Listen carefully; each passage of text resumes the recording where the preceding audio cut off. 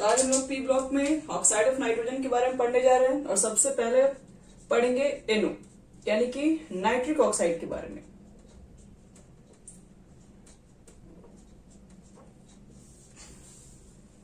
Nitric oxide के बारे में सबसे पहले बात कर लेते हैं इसके मेथड ऑफ प्रिपरेशन के, कैसे बनेगा नाइट्रिक ऑक्साइड।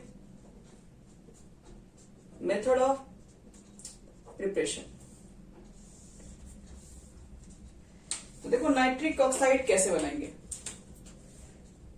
तो हम लोग बोलते हैं कि when ammonia is heated, when ammonia is heated at high temperature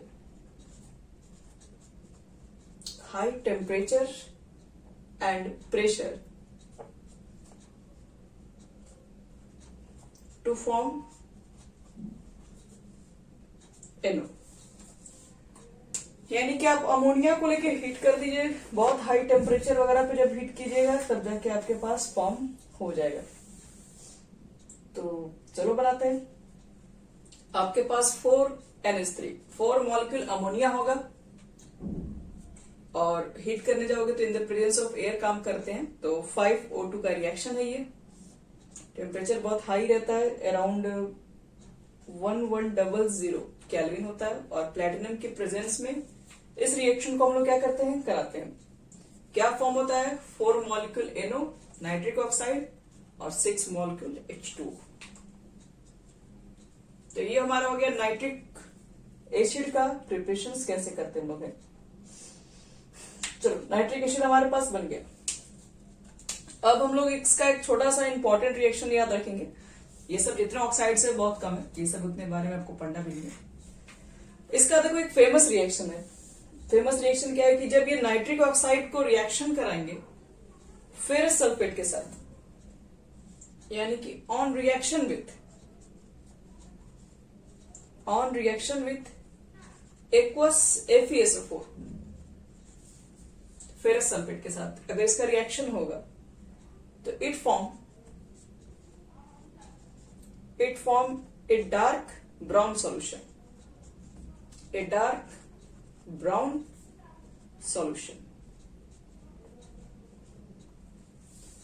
आ गया कलर कंपाउंड आते ही ये क्वेश्चन हो गया आपका वेरी वेरी इंपॉर्टेंट, ध्यान रखिएगा।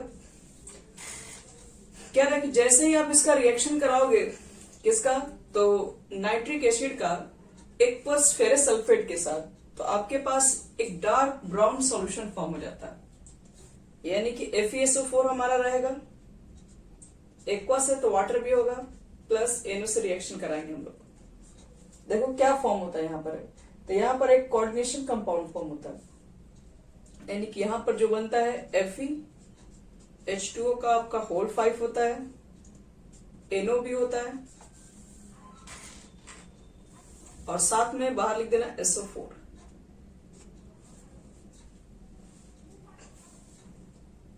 यहां लिख देना, यही आपके पास डार्क ब्राउन होगा सॉल्यूशन। ये डार्क ब्राउन सॉल्यूशन है, इसको हम लोग ब्राउन रिंग टेस्ट भी बोलते हैं, ब्राउन रिंग टेस्ट। तो देखो अगर मान लो ये ब्राउन कलर का होता है जैसे बनने के बाद, तो अगर हम लोग मान लो कि मेरे पास फेरस सल्फेट है, फेरिक सल्फेट है, मान लो कि मेरे पास सॉल्यूशन है, हमें मालूम करना है कि हमारे पास फेरस सल्फेट कौन सा है। ये ज्यादातर ये वाला रिएक्शन इसलिए यूज किया जाता है कि आपके पास जो सॉल्ट है वो फेरस सल्फेट है या नहीं है, उसको चेक करने के लिए क्या करते हैं हम लोग। तो अगर मुझे मालूम करना है कि आपके पास जो सॉल्ट है, सॉल्ट भी सब व्हाइट ही जैसे होते हैं, पहचान करना थोड़ा मुश्किल हो जाता है। अब हमें मालूम करना है कि जो आपके पास सॉल्ट है क्या वो फेरस सल्फेट है कि नहीं, तो आपको क्या करना पड़ेगा, वाटर डालना पड़ेगा और साथ में उसमें NO का ड्रॉप डालना पड़ेगा। ये दोनों को डालने के बाद फाइनल जो सॉल्यूशन होगा, अगर वो डार्क ब्राउन दिखाई पड़ जाता है तो समझ लेना है कि आपके पास जो प्रेजेंट सॉल्यूशन था वो एक्चुअल में फेरस सल्फेट था। तो फेरस सल्फेट का यूज हम लोग कहाँ करते हैं, सॉल्ट एनालिसिस वगैरह में करते हैं हम लोग। चलो ये हो गया हमारा कंप्लीट NO के बारे में।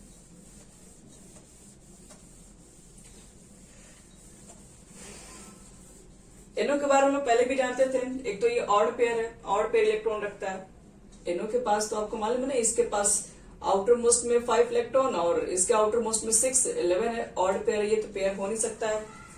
ये ऑड इलेक्ट्रॉन मॉलिक्यूल्स होते हैं, NO जो होते हैं वो ऑड इलेक्ट्रॉन मॉलिक्यूल्स होते हैं। और जो ऑड इलेक्ट्रॉन मॉलिक्यूल्स होते हैं, it is always paramagnetic in nature.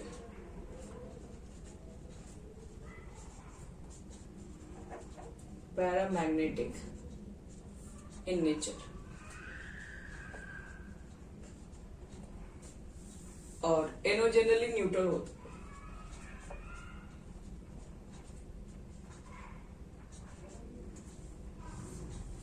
ये इसका स्ट्रक्चर बताया था आपको मैं, कुछ इसी तरीके से रहता है।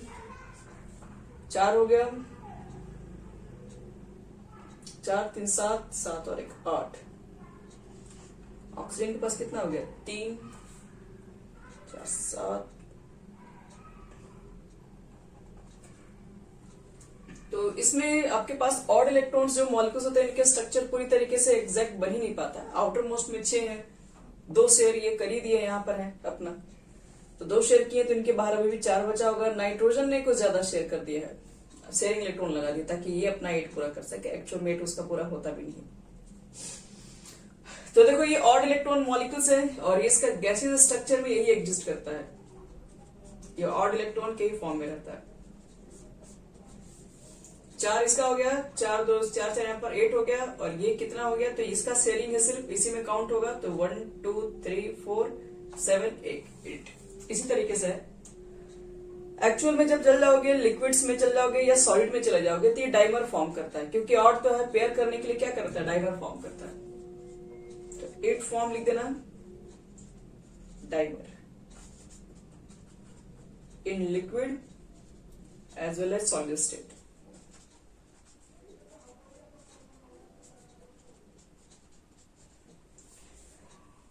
यही नाइट्रिक ऑक्साइड हमारा। नाइट्रिक ऑक्साइड कैसे बना, अमोनिया से बना। हम लोग अमोनिया को जब बहुत हीट किए हाई टेम्परेचर प्रेशर पर, तब जाके NO गैस फॉर्म हुआ। NO गैस को फेरस सल्फेट पे पास करोगे तो ब्राउन कलर का सोल्यूशन हो जाएगा, और इससे इसका यूज हम लोग रिंग ब्राउनिंग टेस्ट भी कहते हैं। इसका यूज हम लोग Fe2+ के सॉल्ट को पहचान करने के लिए किया जाता है। NO एक ऑड इलेक्ट्रॉन मॉलिक्यूल्स है, इसलिए हमेशा एक पैरामैग्नेटिक नेचर रखेगा ये, और ये एक न्यूट्रल्स होता है, और इसके पास गैसीय स्टेट में इसकी जो स्ट्रक्चर होती है वो इसी तरह से रहेगी, लेकिन जैसे वो चल जाएगा लिक्विड में तो डाइमर वगैरह फॉर्म कर लेता है सॉलिड में। तो पहला ऑक्साइड हमारा कंप्लीट हो गया। सेकेंड ऑक्साइड देखते हैं हम लोग, नाइट्रोजन का। सेकेंड ऑक्साइड है आपके पास N2O3, die nitrogen trioxide. Die nitrogen trioxide.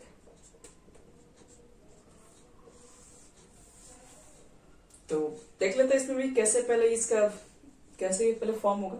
तो पहले सिंपल से याद रखो, जो डाई नाइट्रोजन ट्राइऑक्साइड है ये मिक्सचर है।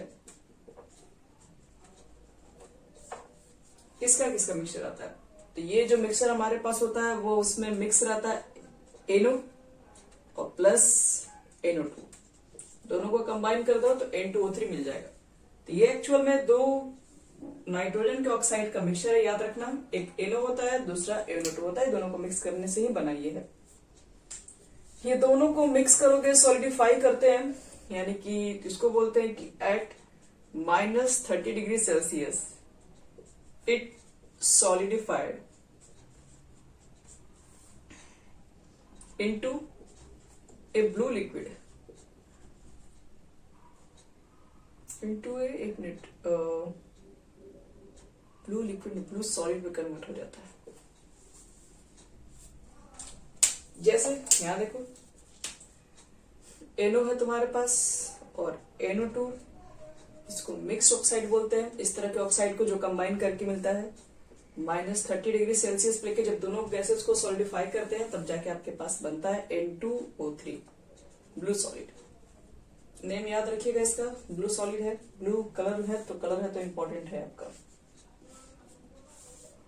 ये ब्लू सॉलिड में भी है और ब्लू लिक्विड में भी होता है, दोनों में ही एग्जिस्ट करता है।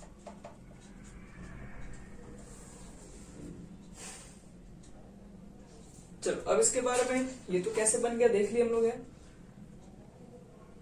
इसमें ज्यादातर देखोगे तो आप इसके बारे में खैर आगे बताएंगे, जिसके ऊपर ज्यादा अगर ऑक्सीडेशन स्टेट आता है तो ये सब एसिडिक नेचर में भी शो करता है।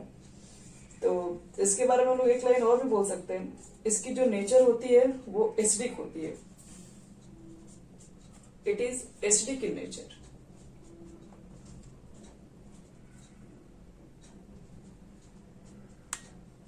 क्यों? क्योंकि जैसे इसको आप N2O3 को वाटर में डालोगे तो डालने के बाद वो क्या फॉर्म कर लेता है, नाइट्रस एसिड, HNO2 बना लेता है। तो इसलिए ये क्या होता है, एसिडिक नेचर का होता है। चलो याद रखना कि anhydrous nitrous acid as dissolving in water to form HNO2, इसलिए एनहाइड्रस याद रखना, ये आपके पास एनहाइड्रस होना चाहिए, इसमें पहले से कोई वाटर मॉलिक्यूल्स नहीं होना चाहिए। जैसे इसको डिसॉल्व करेंगे वाटर के अंदर तो एसिड फॉर्म करेगा, तो इससे ये साबित होता है कि आपके पास N2O3 का जो नेचर है वो एक एसिडिक नेचर है। और इसका स्ट्रक्चर की रही बात, इसका स्ट्रक्चर भी देख लेते हैं। पीछे भी हम लोग देखे थे इसका स्ट्रक्चर, अभी भी देख ले रहे हैं। 2 नाइट्रोजन है और 3 ऑक्सीजन आपके पास है। इसमें दो स्ट्रक्चर है, एक इसका सिमेट्रिक भी फॉर्म है, एक अनसिमेट्रिकल भी है। सिमेट्रिकल स्ट्रक्चर इसका अगर बनाया जाए तो कैसा होता है, देखो नाइट्रोजन ले लो, नाइट्रोजन ले लो, ऑक्सीजन ले लो, दोनों के बीच में नाइट्रोजन के आउटर मोस्ट में 5 इलेक्ट्रॉन, तो 2 तो शेयर यहां से भी कर सकता है। ये क्या है, ये सिमेट्रिकल स्ट्रक्चर है, दोनों तरफ इक्वल इक्वल दिख रहा है सब। अनसिमेट्रिकल इसका स्ट्रक्चर,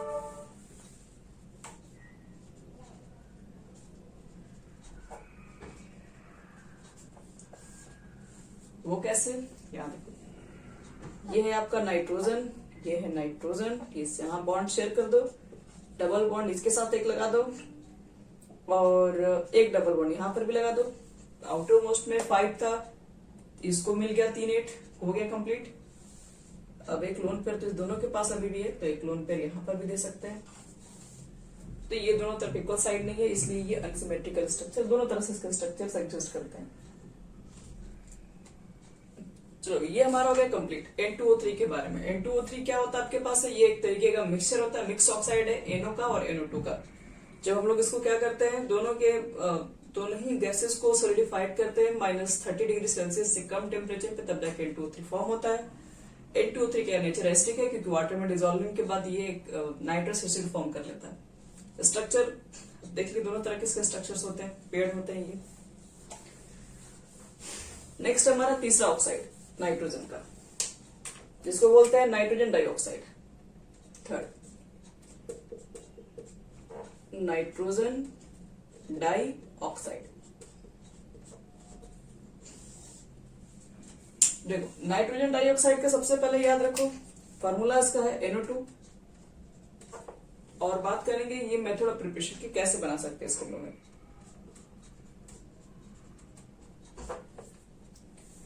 ये भी इंपॉर्टेंट है रिएक्शंस जो बताने जा रहे हैं। On heating heavy metal nitrate, on heating heavy metal nitrate, heavy metal के नाइट्रेट को हीट करते हैं तो बन जाता है NO2। हैवी मेटल बोले तो आप ले लो लेड नाइट्रेट को ले लो, इसको लेके हीट कर दीजिए, क्या फॉर्म होता है Pb plus NO2 plus O2। Famous क्या है यहाँ पर, फेमस है ये गैस। क्यों? क्योंकि ये गैस जो होता है वो ब्राउन कलर्ड गैस है। पहचानिए, क्योंकि कुछ आपके पास ऐसे हैं जो कि कलर में गैसेस हैं। ब्राउन कलर गैस है NO2 का, इसकी वजह से आपके पास ये फेमस है। ये बाकी सबसे जितने आपके पास NO2 की प्रिपरेशन है, इसमें ज्यादा यही इंपॉर्टेंट माना गया है। और इसका स्ट्रक्चर देख लिया जाए,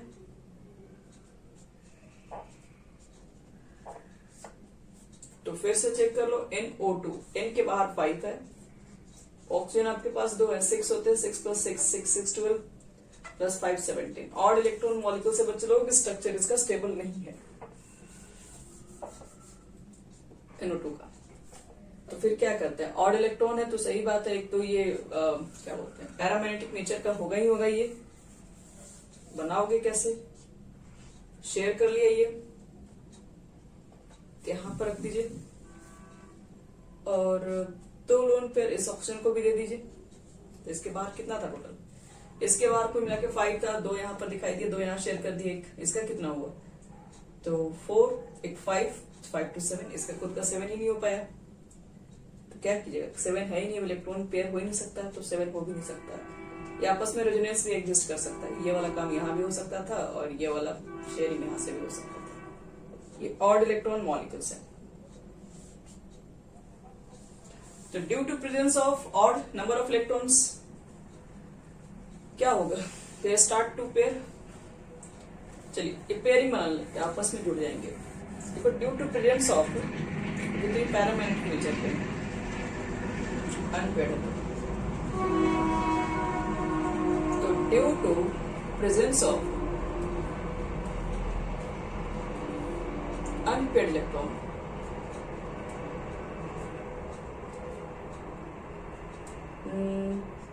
इट फॉर्म डाइमर। अब डाइमर फॉर्म कर लेंगे तो NO2 पहले से ही है, एक और NO2 आ जाएगा, यानी कि N2O4 बना देंगे। ये N2O4 तो पेयर हो जाएगा, 2 नाइट्रोजन ऑक्सीजन कोऑर्डिनेट बॉन्ड दे दीजिए, हो गया, सिमेट्रिकल है ये N2O4। तो ये हो गया N2O4 के बारे में। अब N2O4 के बारे में मालूम करना है, क्या ये नेचर इसका कैसा है N2O4 का, क्या ये एसिडिक नेचर है या नहीं है। तो देखो NO2 को हम जैसे ही वाटर में डिसॉल्व करते हैं तो बनाता है HNO2 भी और प्लस HNO3 भी बना देता है, ये दोनों का मिक्सचर बनाता है, ये मिक्स्ड एनहाइड्राइड बनाता है। तो जाहिर सी बात है कि अगर वाटर में डिसॉल्व करोगे HNO2 मिलेगा या HNO3 मिलेगा और यहां से तो H+ मिल ही जाएगा, तो फिर से ये भी क्या होता है एसिडिक नेचर में ही आता है, एसिडिक नेचर शो करता है। तो NO2 के बारे में हो गया बच्चे लोग, खत्म हो गया, इसके बारे में आपके पास इतनी ही नॉलेज मिलेगी।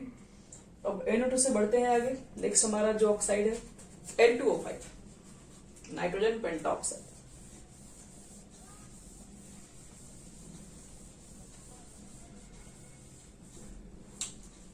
नाइट्रोजन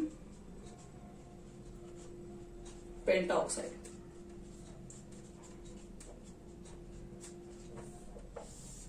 नाइट्रोजन पेंटाऑक्साइड फॉर्मूला होगा N2O5।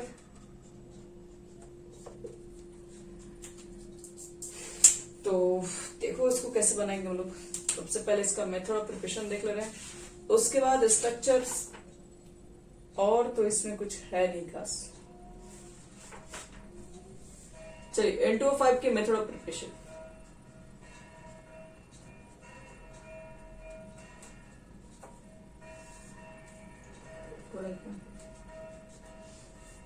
चलो मेथड ऑफ प्रिपरेशन कैसे बनाएंगे N2O5 को, सिंपल है, HNO3 ले लो एसिड, पेंटाऑक्साइड बनाना है तो फास्फोरस का ही ले लो, P2O5 का डबल P4 रोटेट।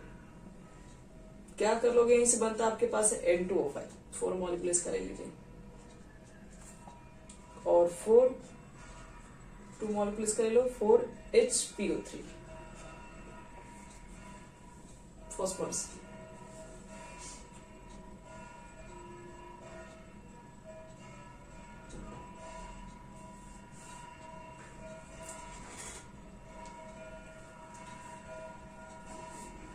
ये आपके पास मेथड ऑफ प्रिपरेशन है N2O5 के। इसमें देखो कुछ खास कोई आपसे ये नहीं पूछा कि मेथड ऑफ प्रिपरेशन बताओ, ये सब चीजें नहीं आता है।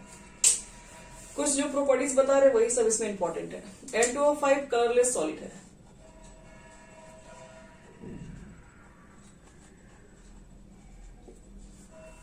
आ जाओ इसके सीधे स्ट्रक्चर पे। इसमें कुछ ज्यादा है नहीं, और N2O5 ने ये क्या बोलते हैं, इस ज्यादा अपने आप ही मतलब स्टार्ट होता है डिकम्पोज होना, स्टेबल नहीं होने की वजह से N2O5 को टूट जाता है खुद से ही। NO2 NO और O2 में डिकम्पोज होने लगता है। और ये भी एसिडिक नेचर का ही है, क्यों एसिडिक नेचर का, वाटर में जैसे डिसॉल्व करते हैं तो बना लेता है 2 मॉलिक्यूल ऑफ HNO3, जिसकी वजह से N2O5 भी एसिडिक नेचर का होता है। N2O5 अभी जो दिखाया अभी तक जितना पढ़ा रहे हैं सब एसिडिक नेचर का है, NO को छोड़ के।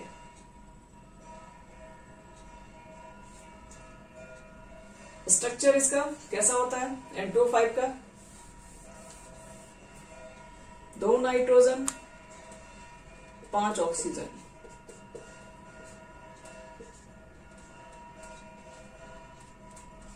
हो गया। चलो एक और लास्ट बचा है हमारे पास नाइट्रोजन के ऑक्साइड, 5वां नंबर N2O।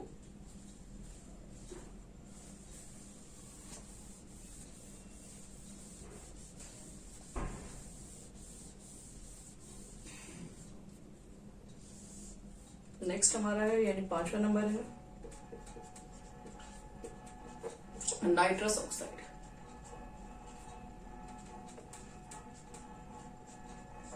जिसको हम लोग कहते हैं लाफिंग गैस।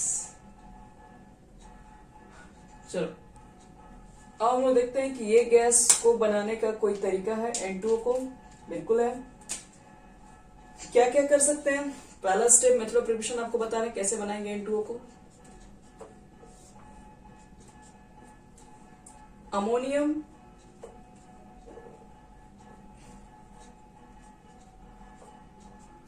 नाइट्राइट को हीट कर दीजिए,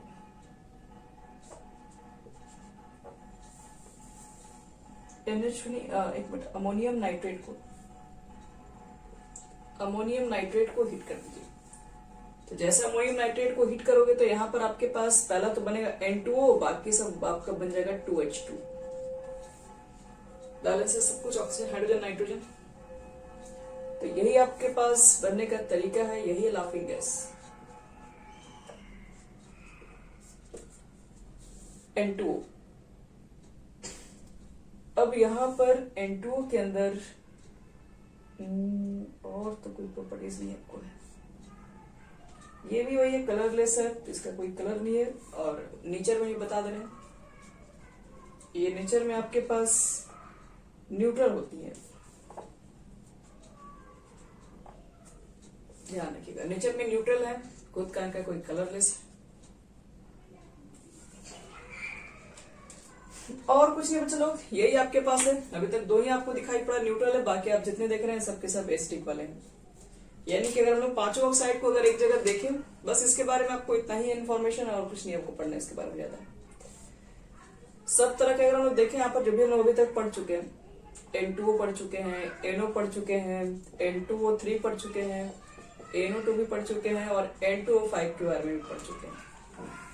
सबकी मेथड ऑफ प्रिपरेशन देख लिए, एक एक मेथड तो देखें, किसी के एक से ज्यादा भी देखें, जिसमें से ये और ये आपके पास मिल जाता है न्यूट्रल नेचर में, और ये जो तीनों है वो ये था एसिडिक, क्योंकि इसको जैसे वाटर में डिसॉल्व करते हैं कोई ना कोई एसिड बना लेता है। और वैसे भी जनरली याद रखना ये सब पे ऑक्सीडेशन स्टेट ज्यादा होता है, जिसपे जितना ही कम ऑक्सीडेशन स्टेट होता है वो न्यूट्रल नेचर में होता है। जैसे यहाँ निकालोगे तो 2 आएगा, यहाँ निकालोगे तो 1 आ जाएगा, यहाँ पे निकालोगे 3, 4, 5, तो ज्यादा जिस पर आता है वो एसिडिक नेचर में ही चला जाएगा। तो नाइट्रोजन के ऑक्साइड सारे खत्म हो गए, इतना ही था आपके पास नाइट्रोजन का ऑक्साइड। अब ऑक्सी एसिड ऑफ नाइट्रोजन पढ़ते हैं।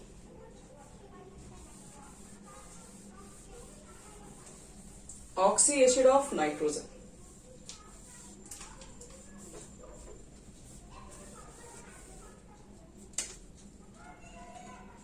Oxy acid of nitrogen.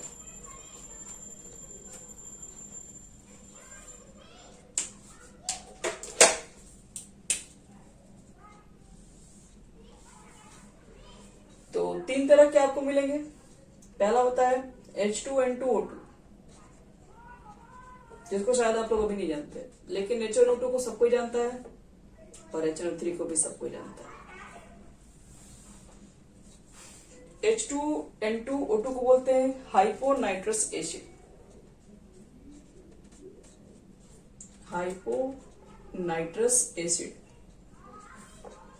इसको सिर्फ नाइट्रस एसिड ही बोलते हैं। और ये हो गया नाइट्रिक एसिड।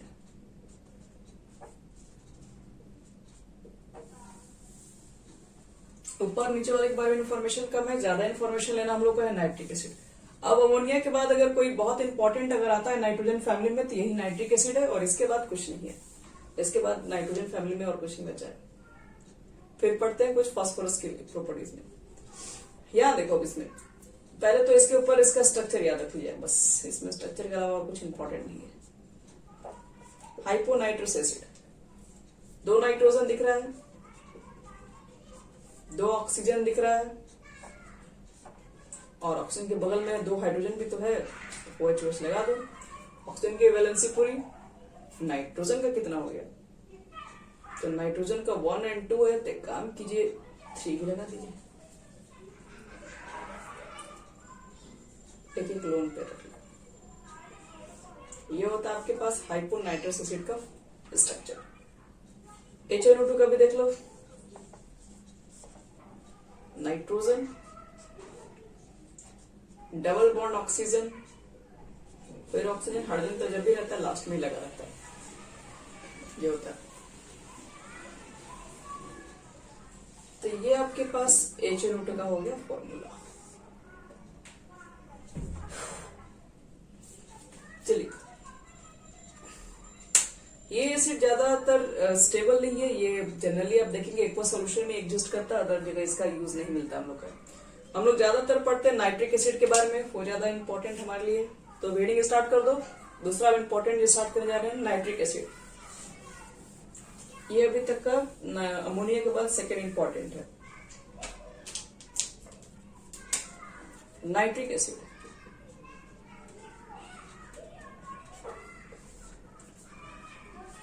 फॉर्मूला हर कोई जानता है HNO3। मेथड ऑफ प्रिपरेशन कैसे बनाएंगे?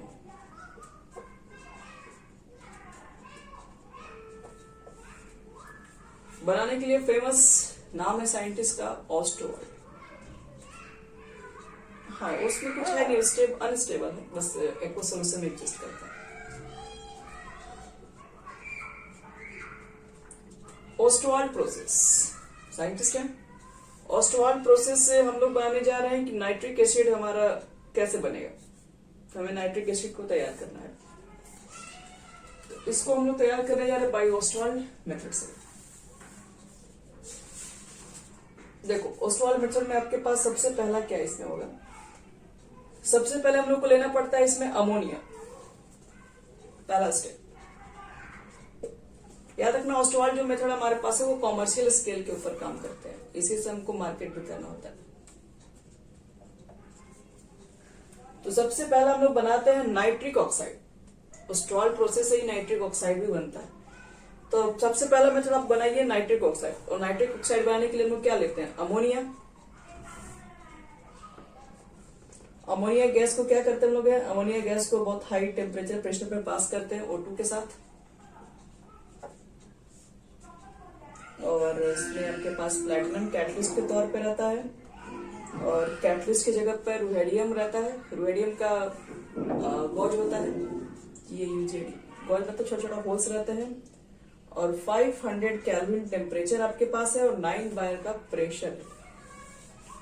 इतना सारा यूज करते हैं ताकि दोनों गैसेस को पास करके नाइट्रिक एसिड बना सकें।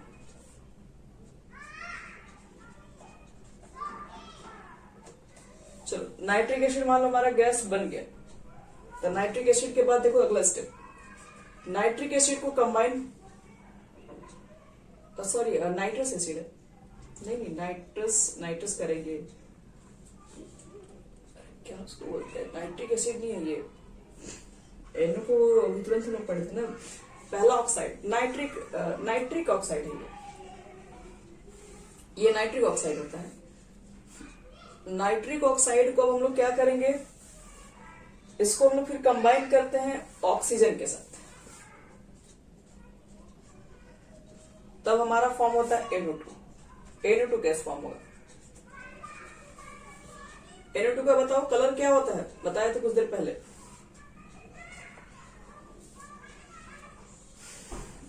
हैवी मेटल्स के नाइट्रेट को जब हीट किए थे तो NO2 गैस बना था। ध्यान रखिएगा, इंपॉर्टेंट है ये। तो ये जो हमारे पास जब NO2 को गैस को जब हम लोग क्या करेंगे फाइनली डिसॉल्व करेंगे लिक्विड के अंदर यानी वाटर के अंदर, तब आपका फॉर्म होता है HNO3 एक्वस। और आपका ये NO गैसेस फिर से हमारा बाहर निकल जाएगा।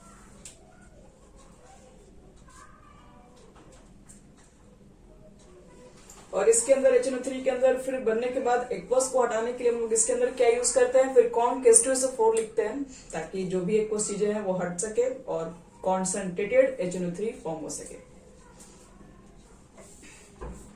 यहां लिख सकते हो नोट्स में याद रखना, यानी कि this HNO3 is concentrated by dehydrating agent. तो कौन सा एजेंट है, तो कॉन K2SO4।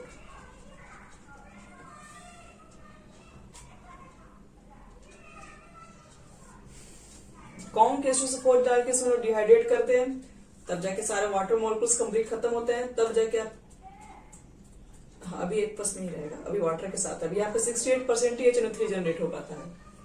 तो इसको हम लोग क्या करते हैं, हाँ वो गैस में बाहर निकल जाएगा। तो इसको डिहाइड्रेट करके फिर क्या करते हैं हम लोग 98% HNO3 को फिर प्रिपेयर करते हैं इसी मेथड से।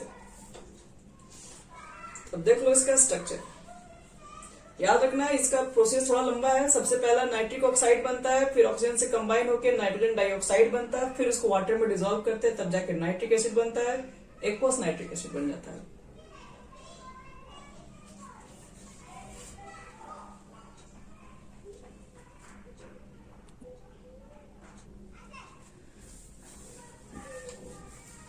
ये हो गया आपका method of preparation of HNO3 by Ostwald method, important है ये।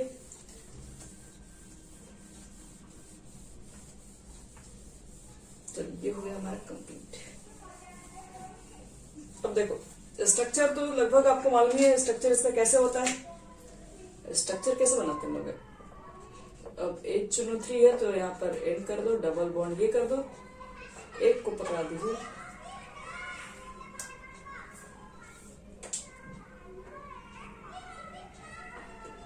तो ये इसका हो गया आपका पूरा स्ट्रक्चर HNO3 का। बढ़ते हैं इसके आगे स्ट्रक्चर के बाद। देखो HNO3 को माना जाता है कि एक स्ट्रॉन्ग ऑक्सीडाइजिंग एजेंट है। एक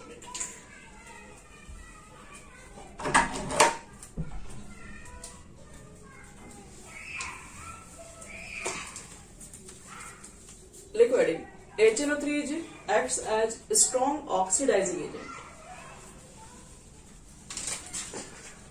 सबसे ज्यादा इसका इंपॉर्टेंट प्रॉपर्टीज ऑक्सीडाइजिंग एजेंट होने की वजह से ही है। HNO3 is strong oxidizing agent। क्यों ये स्ट्रॉन्ग ऑक्सीडाइजिंग एजेंट है, क्योंकि HNO3 को हमें मालूम है कि जैसे हम लोग रख देते हैं एक बार सॉल्यूशन में कि H+ और NO3- में टूट जाता है। अब कोई मॉलिक्यूल अगर H+ आयन दे रहा है तो क्या रिडक्शन हो रहा है, रिडक्शन नहीं हो रहा, सॉरी ऑक्सीडेशन यहाँ पर किया जा रहा है, क्योंकि इस मॉलिक्यूल से ही H+ आयन बाहर निकल जा रहा है। H+ के लिए हम क्या कर सकते हैं, किसी दूसरे के लिए यूज करवा सकते हैं, किसी दूसरे को क्या करवा सकते हैं, किसी दूसरे को रिड्यूस करवा सकते हैं। तो यहाँ देखो, इसलिए ये स्ट्रॉन्ग ऑक्सीडाइजिंग एजेंट होगा।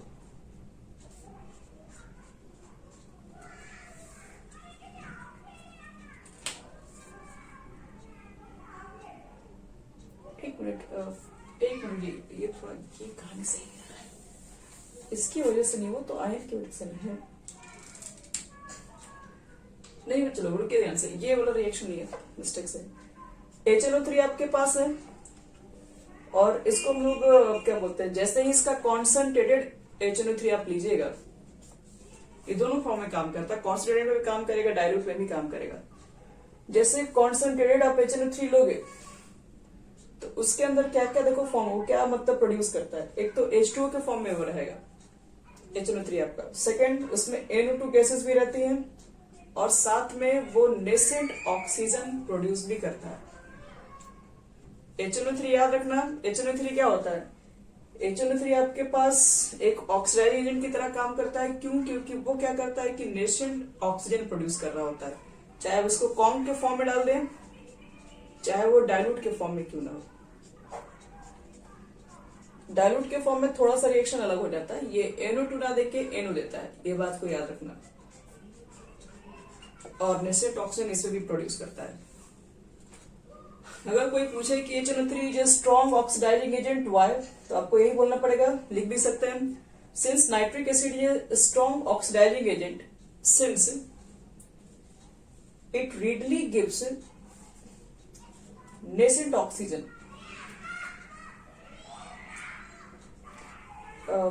HNO3 is a very strong oxidizing agent since it readily gives nascent oxygen.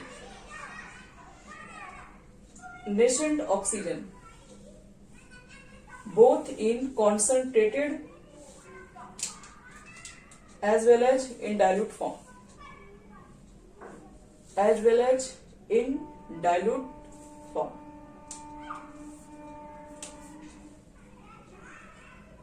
HNO3 याद रखना एक स्ट्रॉन्ग माना गया बहुत ज्यादा, इसलिए क्योंकि ये दोनों पे काम करता है। आप कॉन्सेंट्रेटेड रखेंगे तभी ये नेसेंट ऑक्सीजन प्रोड्यूस कर देगा, डाइल्यूट भी लेके चलोगे तभी नेसेंट। जो नेसेंट ऑक्सीजन प्रोड्यूस करेगा तो क्या ऑक्सीजन समझो अपने से बाहर निकल रहा है, तो वो क्या करवा रहा है? वो तो इटसेल्फ हो रहा है रिडक्शन, ऑक्सीजन बाहर निकल रहा है तो, और जिसका इटसेल्फ होता है रिडक्शन वो यूज होता है ऑक्सीडाइजिंग एजेंट में। तो चलो उसका देखते हैं इंपॉर्टेंट प्रॉपर्टीज। सबसे पहला इंपॉर्टेंट प्रोड्यूस का कौन कौन सा? ये ऑक्सीडाइजिंग होने की वजह से इसका बहुत सारा प्रॉपर्टीज है और वेरी इंपॉर्टेंट प्रॉपर्टीज, पूछा भी जाता है एग्जामिनेशन में बहुत बार। सबसे पहले आपको बताना जा रहा है रिएक्शन विथ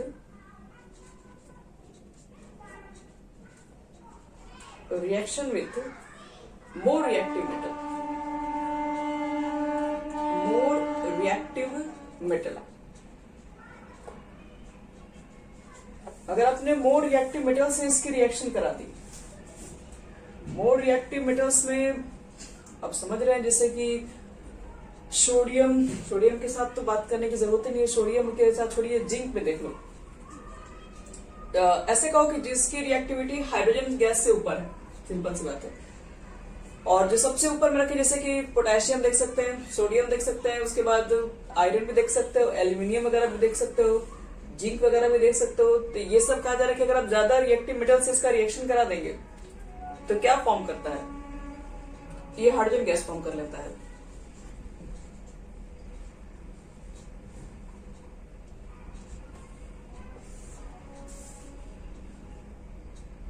ध्यान रहे कि मोर रिएक्टिव मेटल्स होना चाहिए। एग्जाम्पल भी दे रहे हैं इससे।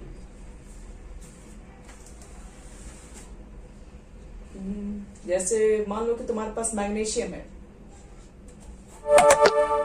तो मैग्नीशियम एक मोर रिएक्टिव मेटल्स में आ जाएगा।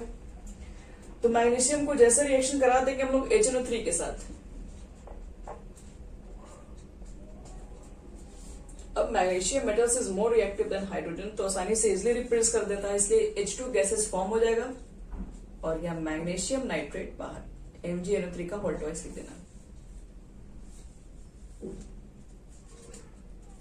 याद रखना यहां पर जो HNO3 यूज करेंगे ये होना चाहिए डाइल्यूट, और डाइल्यूट कोई मामूली डाइल्यूट नहीं, बहुत बढ़िया वाला डाइल्यूट। हम यहां पर यूज कर रहे हैं वेरी डाइल्यूट। वेरी डाइल्यूट बोले तो सिर्फ 1 से 2% ही उसके अंदर नाइट्रिक एसिड है, बस समझ लीजिए वो कितना डाइल्यूट हो गया होगा। अगर आप फायदा कैसी करना, देखो मोर रिएक्टिव मेटल्स है और आपके पास डाइल्यूट, यानी वे डाइल्यूट भी मत बोलो उसको, वेरी डाइल्यूट बोलो। वेरी डाइल्यूट अगर आपके पास नाइट्रिक एसिड है तो वहां पर हाइड्रोजन गैसेस रिलीज होगा, क्योंकि अलग अलग केसेस पे अलग अलग चीजें बनती है यहाँ पर, इसलिए बहुत सारी चीजें हमको सीखना पड़ेगा इसमें। फिर देखो मान लो मैग्नीज भी होता है अच्छा खासा रिएक्टिव मेटल्स, इसमें भी वेरी डाइल्यूट वाला कंडीशन को अप्लाई कर दो तो मैग्नीशियम नाइट्रेट बनता है यहां पर भी, और प्लस यहां से भी निकलेगा आपका H2 गैस। तो वेरी डाइल्यूट के साथ तो यही है, आपके पास बाहर निकल रहा है H2।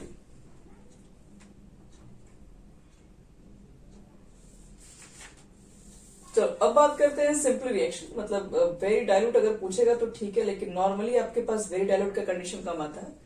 ज्यादातर हमारे पास मॉडरेट रिएक्टिव मेटल्स के ज्यादातर यूज होते हैं, जैसे कि जिंक वगैरह पूछा जाता है, इसके अंदर है जिंक आपके पास फेमस रिएक्शन बहुत बार पूछा गया, फिर टीन के बारे में पूछा गया, आयरन के बारे में पूछा गया, कॉपर के बारे में पूछा गया, तो मोस्टली रिएक्शन आपको यही मिलेंगे।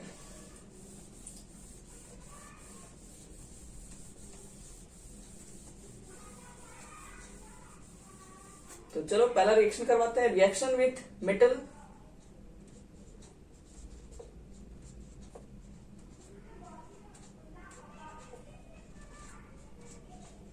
और ये कैसे मेटल्स होंगे? अगर मान लो कि रिएक्शन जो आप मेटल से करवा रहे हैं अगर वो हाइड्रोजन से ऊपर है, इनकी रिएक्टिविटी अगर हाइड्रोजन से ऊपर है तो उसकी कंडीशन कुछ और बनेगा। अगर वो हाइड्रोजन से अगर नीचे में आते हैं, जैसे कॉपर हो गया, ये सब क्या है, कॉपर नीचे आता है, कॉपर हो गया, गोल्ड हो गया, सिल्वर हो गया, ये सब कॉपर के जो हाइड्रोजन के नीचे आते हैं, तो उनका प्रोडक्ट कुछ और बनेगा, ध्यान रखिएगा इसमें। तो हम लोग लेके चलते हैं पहले मॉडरेट रिएक्टिव मेटल्स, जो कि हाइड्रोजन गैसेस से ऊपर में है, यानी कि रिएक्शन विथ मेटल्स। यहां पर मेटल्स के ऊपर बात करेंगे, जिंक में, आयरन में बात करेंगे। बेसिक आपको जिंक मिल जाएगा, आयरन मिल जाएगा, और कुछ है हाँ टीन। एक फेमस रिएक्शन आपको ये तीन मिलेगा। इसमें क्या बनेगा? तो देखो यहां पर एक प्रॉब्लम यहां पर ये है कि रिएक्शन किससे कराना है, कॉन्क के साथ कराना है कि डाइल्यूट के साथ कराना है, क्योंकि हर कंडीशन में दो दो चीजें बन रही होती हैं। तो आओ देखते हैं, कॉन्क के साथ कराएंगे तो क्या बनेगा, डाइल्यूट के साथ कराएंगे तो क्या बनेगा। मेटल है मान लो, आप रिएक्शन करा रहे हैं किसके साथ, HNO3 के साथ, क्या फॉर्म होगा? तो क्या पहले लिया जाए उसके ऊपर बात किया जाए। तो आप कहेंगे कि पहले हम लेंगे वेरी डाइल्यूट वाला कंडीशन लेंगे, फिर वेरी डाइल्यूट से मन भर गया तो फिर डाइल्यूट वाला लोगे HNO3, और फिर कॉन्क ले लो। तीन कंडीशन ले लो, वेरी डाइल्यूट ले लो, फिर डाइल्यूट ले लो, और फिर कॉन्क ले लीजिए। अगर वेरी डाइल्यूट अगर आपने केसेस लिया तो बनेगा मेटल नाइट्रेट। देखिए मेटल नाइट्रेट तो बनेगा, पहला कंडीशन में बनेगा, सेकेंड वाले कंडीशन में भी बनेगा, और थर्ड कंडीशन में भी बनेगा। मेटल नाइट्रेट तो सब में बनेगा, इसमें कोई शक नहीं है। लेकिन बाद वाला क्या बनेगा? तो देखो जो इसके बाद वाला लिए हो, ये दोनों इसके बाद वाला मेन वही इसके बाद ही वाला प्रोडक्ट है। पहला आपके पास बन जाता है अमोनियम अमोनियम नाइट्रेट NH4NO3। हम पास फर्स्ट कंडीशन यहां बता रहे हैं, पहले बनेगा मेटल नाइट्रेट वेरी डाइल्यूट में, अमोनियम नाइट्रेट NH4NO3। और बच्चे लोग NH4NO3 या स्टेबल है, ये अपने आप ब्रेक भी हो जाता है, टूट जाएगा, ये वापस टूट जाएगा किसमें, तो ये आपके पास N2+2H2O में ब्रेक हो जाता है। ये N2+2H2O में जाके टूट जाता है। एक मिनट, N2 नहीं N2O, ऑक्सीजन बैलेंस हो जाएगा। ये पहला कंडीशन है। जब आप क्या लेके चलेंगे, जब वेरी डाइल्यूट का केसेस लेके चलेंगे तब आपका ये हाल हो जाएगा।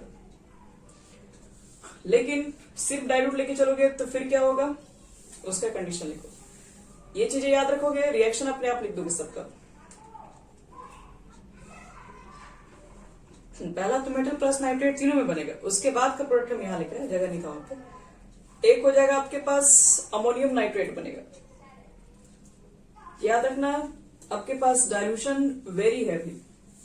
और मेटल्स कैसे हैं, मेटल्स मोर रिएक्टिव वाले नहीं है, मतलब मॉडरेट रिएक्टिव वाले मेटल्स हैं। मोर वाले तो कंडीशन दिखाई दिया आपको, मोर जब खूब डाइल्यूट डाल देंगे तो। देखो ध्यान से, ये पहला कंडीशन था। दूसरा, जब सिर्फ डाइल्यूट लिए हैं तो मेटल नाइट्रेट तो पहला बन ही गया, उसके बाद क्या बनता है, उसके बाद आपका N2O बनता है और H2O बनता है। कहोगे तो पहले भी तो यही बना था, पहले भी वही बना था, लेकिन पहले डायरेक्टली नहीं बनता, पहले अमोनियम नाइट्रेट बन के तब जाके वो ब्रेक होता है। यहां पर ये पहले यही फॉर्म हो जाता है और कुछ नहीं होता। तीसरा भी मेटल नाइट्रेट होगा जब कॉन्क लोगे तो। लेकिन ये N2O नहीं बनता है, यहां पर आपके पास जो फॉर्म होता है वो हमारा NO2 हो जाता है प्लस H2O।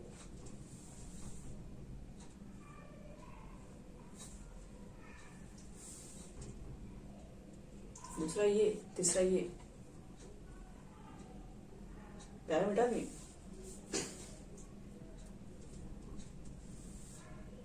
अभी रेस्ट,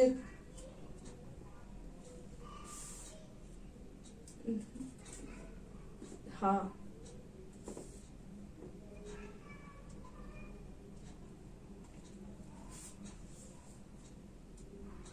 चलो बच्चों, चलो बनाते हैं इसमें, ध्यान से देखना तुम लोग सब। याद रखिएगा इसका ये रिएक्शन जो तीनों बताया अभी हम, एक रिएक्शन बता रहे हैं जिंक के साथ।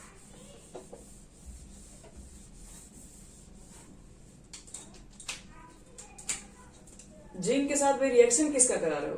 तो डाइल्यूट HNO3 का करवा रहे हैं। वेरी है, बोले वेरी भी है तो क्या हुआ, बाद में इसी वाला बनेगा प्रोडक्ट। तो ZL ले लो, HNO3 ले लो। डाइल्यूट HNO3 आप लेके चले हैं तो नाइट्रेट तो पहले बनेगा ही, जिंक की वैलेंसी 2 होती है तो ZnNO3 का होल ट्वाइस बनेगा। फिर क्या बनेगा? तो देखो डाइल्यूट के केसेस में क्या निकलता है, N2O निकलता है, H2O निकलता है। बन गया ये। और क्या इसमें कुछ बनेगा? तो नहीं, अब कुछ नहीं बनेगा। बैलेंसिंग कर लेते हैं यहाँ पे आपका 4 हो जाएगा प्लस, तो और कितना है, 2 नाइट्रोजन इधर है तो 2 4 हो ही गया, 3 6 7 7 ही नहीं हुआ तो 7 हो गया, तो 12 चाहिए, 5 खत्म। ये तो हो गया तुम्हारा डाइल्यूट के केसेस के साथ। अगर कॉन्सेंट्रेटेड हुआ तब तो Zn प्लस HNO3 लिखोगे, बनेगा तो नाइट्रेट ही, लेकिन यहां पर निकलता है NO2 प्लस H2, तो कुछ ये आपका रिएक्शन निकलेगा। बैलेंसिंग देख लिया जाए, इसमें नाइट्रोजन है 2, 3 तो दिख ही रहा है, तो अनपेड हो जाएगा। 2 पहले यहां कर दो और 4 यहां कर दो, 12 3 6 6 4 10 10 तो 12, चलिए हो गया पूरा। तो इस तरीके से हम, नहीं ये डाइल्यूट है लिख दे रहे हैं हम यहाँ पे, और ये कॉन्सेंट्रेटेड है। डाइल्यूट और कॉन्सेंट्रेटेड करके इसमें कंडीशन है। इसके रिएक्शन और भी इंपॉर्टेंट है, हम इसको नेक्स्ट क्लास में करवाएंगे, लेकिन इसमें याद रखना इसके इंपॉर्टेंट ही रिएक्शन होते हैं। HNO3 के बाद फिर खत्म हो गई नाइट्रोजन।